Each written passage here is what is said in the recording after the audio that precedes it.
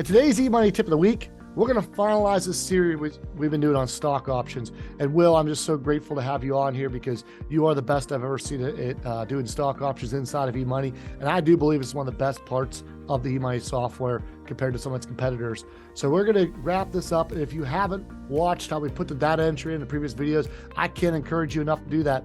But the big thing that Will and I always talk about as financial planners is the concentration risk, right? Because that's the real part about the stock options is you work for this company.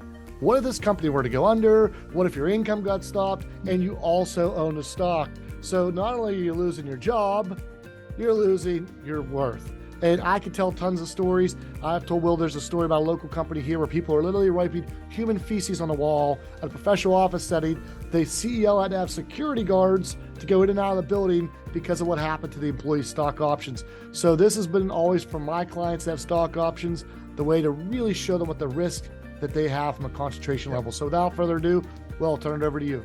Let's jump right in. So this is a really quick show to the client. And there's one report that I like to use here, and it's buried in the investments category. So if you go down to investments and you go to the holdings detail report, one of the options that you're going to find here is that you can remove this account name. You're going to flip this from yes to no, and you're going to, and it's going to auto update. And what that's going to do now is it's going to aggregate all the tickers together from all the accounts and give you concentration risk in your portfolio.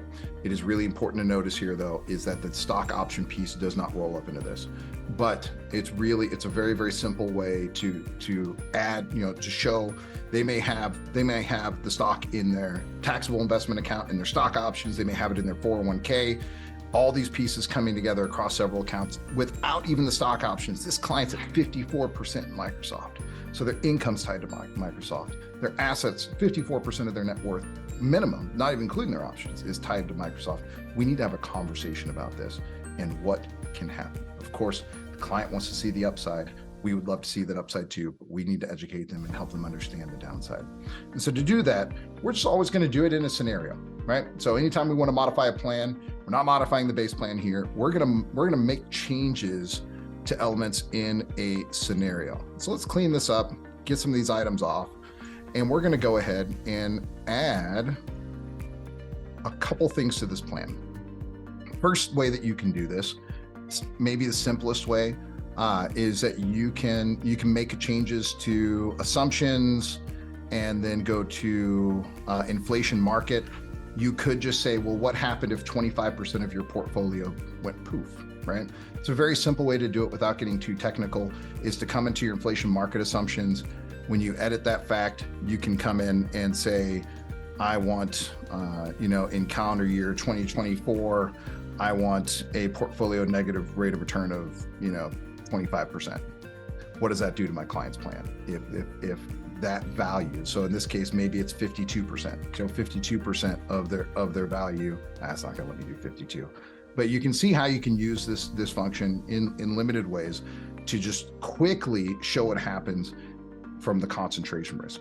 If you want to do it in a more robust way, now I'm going to be going in and making changes to multiple things. I'm going to make changes to my stock options and grants, right? So I can come in, change my Microsoft stock options.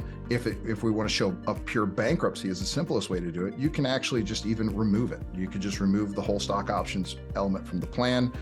But if you have this stock across multiple accounts, you're going to want to go in and modify each of those accounts. So what we do have is we got Mark and Lisa's brokerage funds account. And it's not going to let me pull out specific holdings, one of the restrictions that we run into here. But I know in this case that a quarter of this account is Microsoft. I can just show that portion of the Microsoft value just going away and clicking done, right? So we've got inflation market assumptions that we can use, and we can go in and modify specific accounts. Mm-hmm. And what this all adds up to when we go back to the plan is we can show the client that severe impact, that what happens if this goes away. Now, in this case, there's strong incomes and other allocated assets in the background. We probably repress it a little bit more and be more realistic, but a net negative value of $3 million, right? That's the risk. So great reward upside by being concentrated. Present value stake, negative 1.5 million if Microsoft were to take a very significant dive. So it's really important that we use these tools to help our clients understand the importance and understand the risks associated with their concentrated positions, and that we can show them a pathway forward, often using our techniques, modifying the stock option plan, redirecting those accounts into more diversified investments, just like we did in the basic entry, where we directed those funds into very specific accounts. We can use transfer flows and other items to diversify those things out across different investment vehicles if needed. So it's very, very helpful, and just a critical piece. We always got to talk about the concentration risk, because I've seen clients' net worths in real life drop by millions of dollars in 1 year or less. All right. And it is painful, because the euphoria that the client felt as they rode that position up is 2x on the way down. And it is destructive to people, and it can be destructive to people and families that really that don't have that true risk tolerance. So that's how we would go about doing that, talking about stock concentration risk, using those techniques to show what would happen if those stock options went away, or if the investment accounts lost their value. Well, this has been fantastic. I've really enjoyed doing this series with you. You're one of the financial planners I respect the most in the profession. You've not only been a close friend of mine and somebody that's helped mentor me and grow me in my eMoney use, but just honestly, I love watching you do these when it comes to stock options. So I'm just glad you were able to share this with not only my team that's been watching these, but for everyone out there that watches these videos. Thank you for helping us elevate the profession. Thank you for giving back to the profession. Anytime, Greg. Always happy to. All right. eMoney. We hope this tip helped educate and empower you to do more plans for your clients so that you can impact more lives through financial planning. If you have some great tips we don't know about, we'd love to hear about them. If you have a better way of doing what we just showed you, we'd love to hear about that, because we are a noble profession, and together we can elevate the profession.